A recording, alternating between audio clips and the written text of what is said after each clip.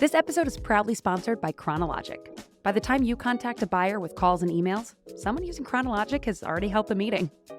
Learn more about how to harness the power of AI scheduling at scale. Visit chronologic.com at the link in the show notes. Not to throw you under the bus at all, Scott, but that's why a lot of people think exactly like you think. Customer success, all they care about is the NPS score.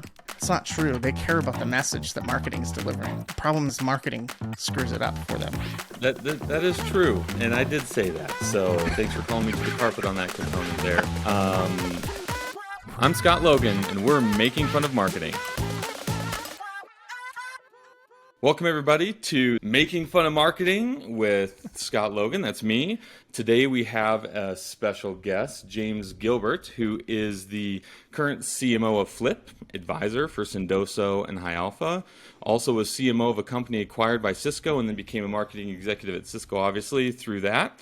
And was also a fellow back in the day, for those who've been in demand gen for probably over 10 years, Eloqua Marquee winner when Eloqua actually had a really cool, awesome demand gen conference. No doubt you remember back in the day when they did those things, like it was like full-fledged tuxedo, you had to dress up, you'd have to go up on stage, it was like a real thing, right? My most memorable Eloqua Marquee experience was one where there was an earthquake in the middle of the ceremony. I don't know if you were there for that year. No, I wasn't. The chandeliers are shaking and we're like, what's going on? It was pretty spectacular. It made an extra memorable moment. Wow, that's crazy. Yeah, it was fun. So let's dive into it. What is it that you want to talk about? Something along the lines of customer experience, I believe. Yeah, since the whole premise of the podcast is making fun of marketing, I'm going to make fun of them here. I think one of the biggest reasons why marketers don't want to focus on the customer experience is because they screw it up too much. It's like, how are we going to handle fixing all the stuff that we messed up?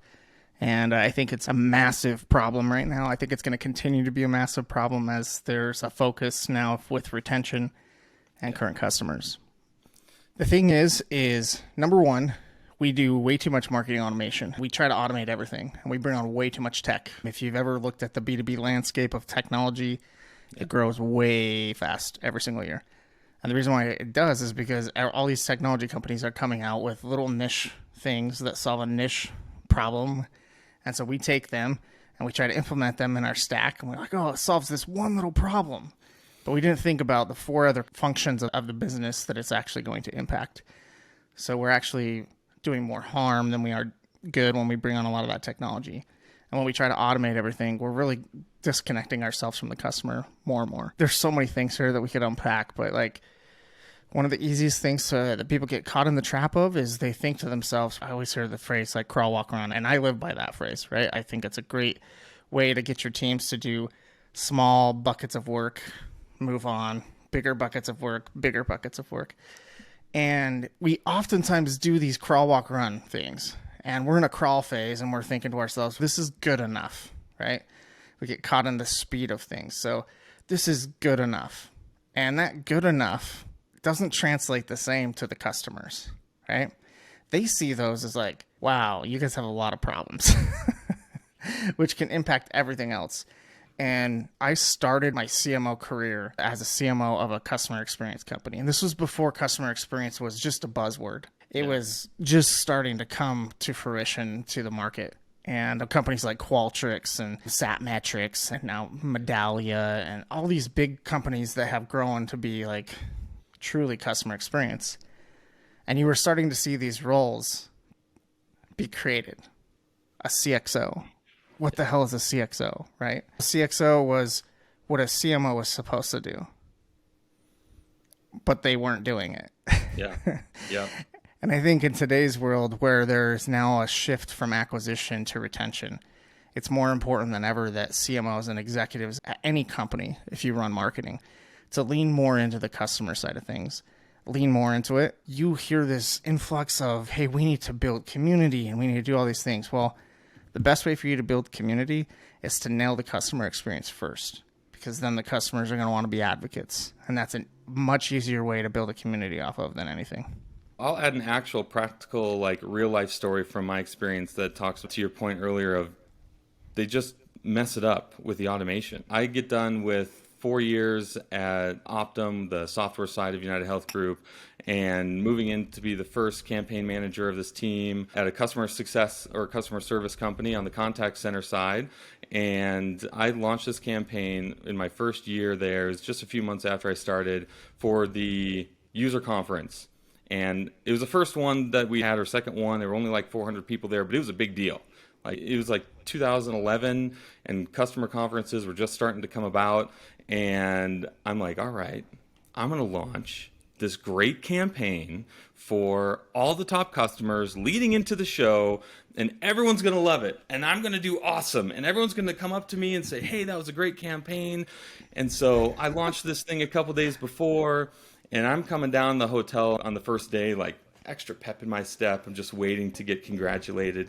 And all of a sudden, my VP comes up to me in a panic, and she's like, what did you do? And I'm like, shit, what did I do? I have no idea what I did. It was awesome. Why are we not celebrating here? And apparently, I had taken someone and accidentally, they were the executive from the biggest customer we had at the time, and put her on the list that the customer service reps were supposed to get. And I treated her with messaging and everything tailored to the customer success team. And she was pissed. Don't you know who I am? How could you do this to me? Is this how you run your operations on your side? And so I'm like panicking. You need to go apologize to her. Tell her what the mess up was and redeem this. And I'm like, it's just a marketing campaign. Doesn't she understand? She does not understand. This might ruin the relationship for the whole customer for her. And I'm like, oh.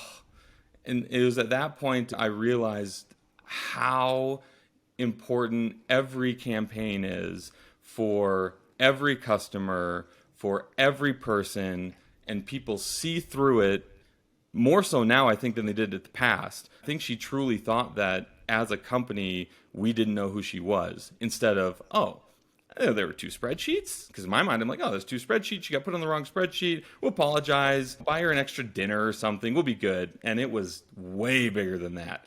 And I went from thinking I was like the talk of the town to freaking out for the rest of the day on pins and needles. Even those little things I found make a huge difference in the perception of you to your customers. 100%. And it amazes me how many marketers out there, which sounds like that's going to be primarily who's going to be listening to this, or maybe salespeople that really want to hear some dirt that they can have on marketing. But I don't know. The funny thing is like, there are way too many times where I hear about people that run campaigns or run a strategy for marketing and they don't involve the other functions of the business. It's a massive miss. I'll tell you what, it really is. Like, you may think to yourself, why do I need to involve somebody from product? Why do I need to involve somebody from customer success? Why do I need to involve somebody from sales? That's just going to slow it down. That's just going to get in the way. Then they're going to add stuff to it that I don't have the capability of doing. Well, by not doing it, it's going to cause more problems and more ruffled feathers, which is going to cause more issues for the customer than anything else. I think that perhaps marketing is the place where you're mobile enough between the product team to the success team to the sales team, and working with those teams in a way that you can actually make that impact. And that refers all the way back down to the customer experience, because maybe the CS team's worried about that, but they're really just worried about the NPS score. What does it actually mean when you say something in marketing, sell that same thing in sales, and then execute on that thing?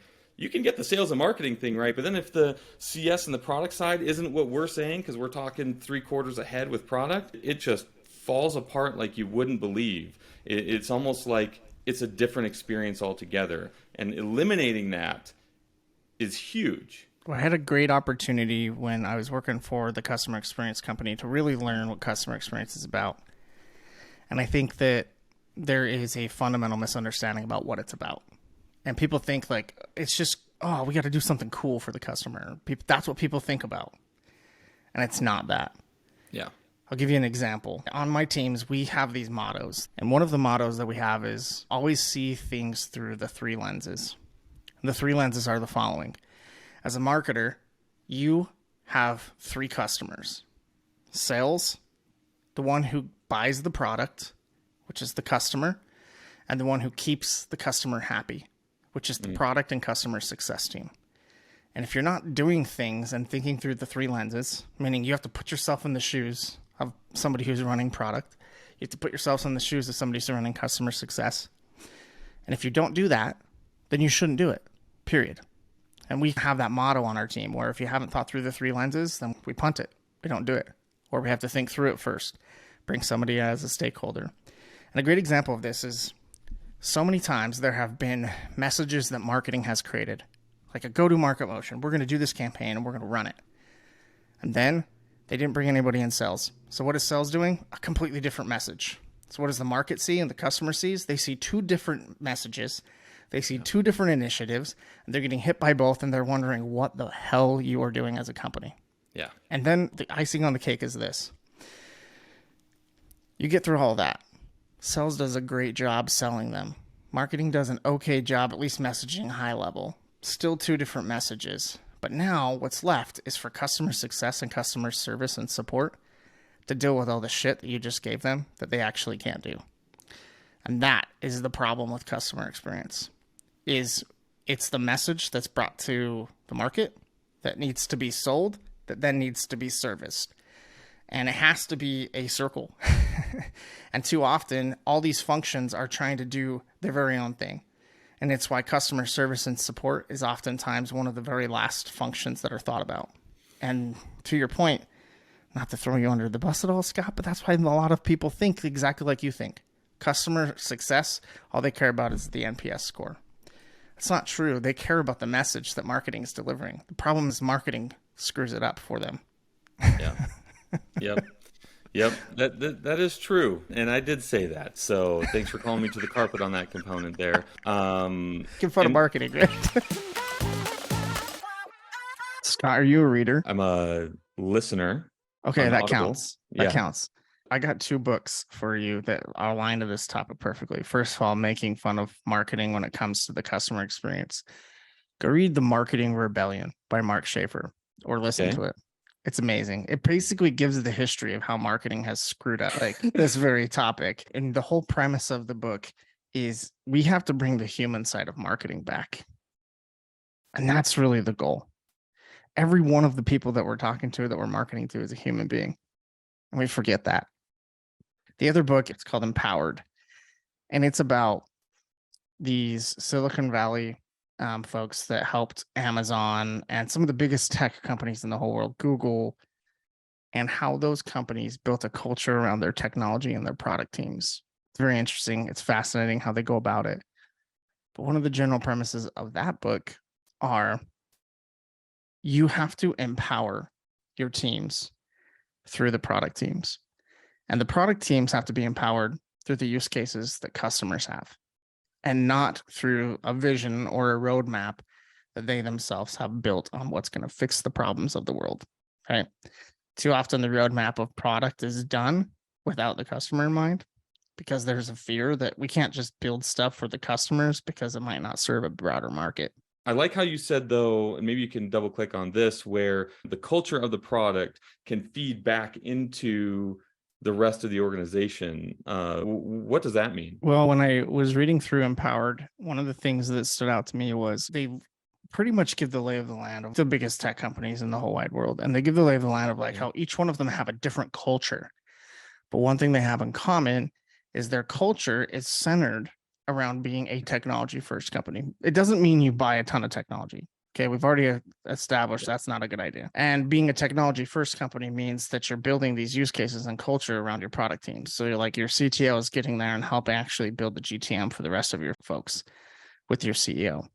And too often times it's like the CEO with a vision and wants to then build a product for a very specific reason and hasn't been thought through the customer lens, and it hasn't been thought through any other lens, really. And so this whole idea of culture being centered around every function being empowered through product and through technology. And that's one of the things that they say is the key, is empowering your teams to be focused on the product. And then from there, everything else naturally flows together.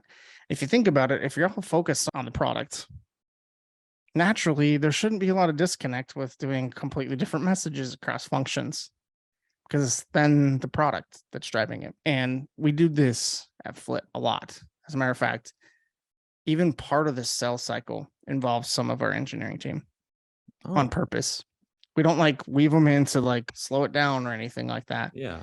But we weave them in so they can hear, right? So they can hear what's happening live with the products.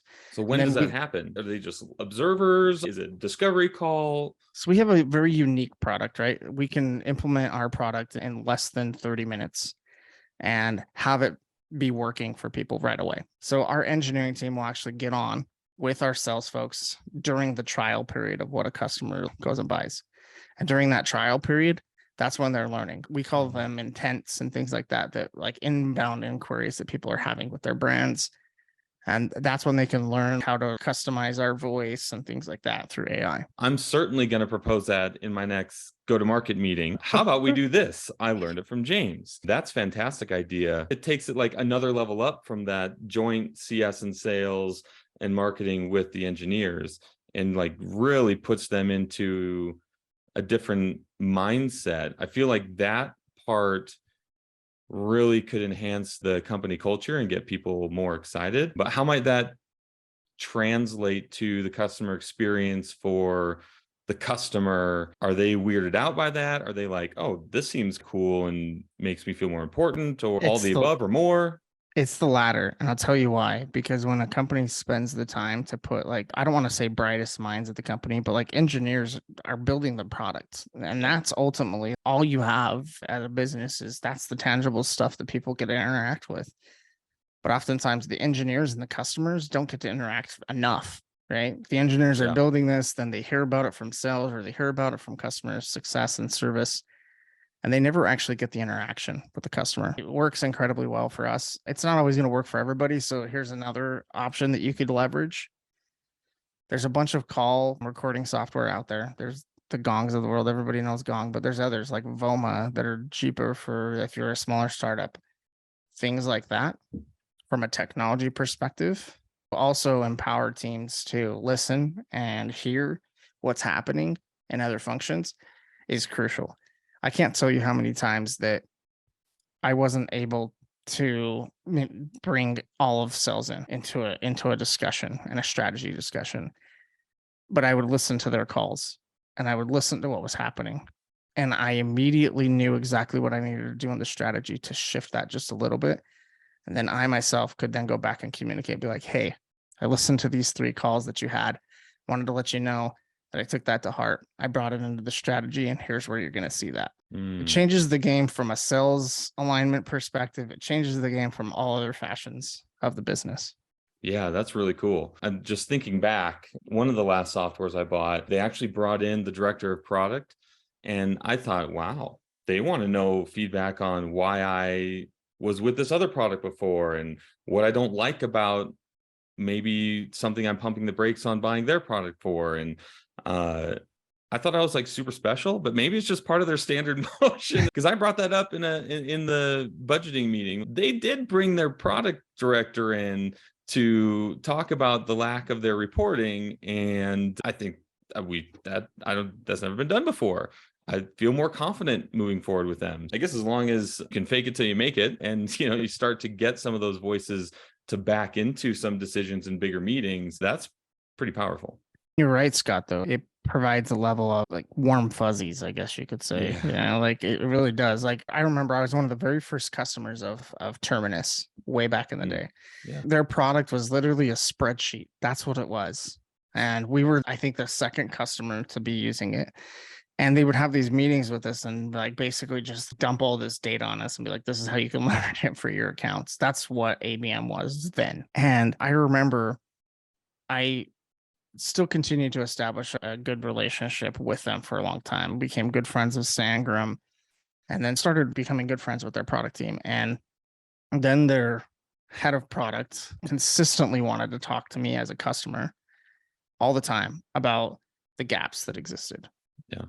Right now, as an early adopter of their product, There's not very many people that are going to have the insight besides the early customers and the early adopters. And too oftentimes as tech companies, we forget about these early adopters. Oh, they were early adopters. Great. Let's make them happy, but then let's forget about it from an engineering perspective. They're the ones that have the deepest insight. They're the ones that have the ability to tell you, like, this is where you're really missing. Yeah, you've made improvements here, but let me tell you all the problems that it's caused along the way. I'm a big believer in the customer experience. I always have been. Ever since I started working for the customer experience company back in the day, it just has become a big passion of mine. There's not a lot of C-level executives that care about it. Yeah. Like I think they need to. Maybe more now that the board is saying focus on your customer, but yeah, traditionally not. And that's also part of the problem, right? Is now more than ever, they're being told to care about it by their board, but they don't know how. They don't know how to care about it because they haven't made that a focus. And it's just an area that I think is so important, and it has such big impacts. You know, there are metrics that have literally been created because of what we've ruined. It's called brand. It's called brand burn. Do you realize that metric was created because marketing screwed this up? Yeah. A metric that people really care about, by the way, and CEOs look to, and they're like, shit, we can't have really big brand burn. We can't blast a bunch of emails to people and hope that it's going to work. I'm telling you, there are metrics that have been created. There's a reason why CMOs for a very long time were not welcomed at the table. And this is it. Thank you for joining us on the Making Fun of Marketing podcast, James. There's so much awesome little tidbits. Give us a 5-star review, subscribe. We'll have a lot more episodes with a lot of great content coming out. Just to give the plugs, James, you want to give a quick plug of Flip? Yeah, so Flip is a voice automation company. So we help solve the yield problem of customer service and support that happens on the phone. So when you call a brand, you get a shitty experience with an IVR. We changed that to an Alexa-like experience. Very nice. Thanks for joining us. Thanks for having me, Scott.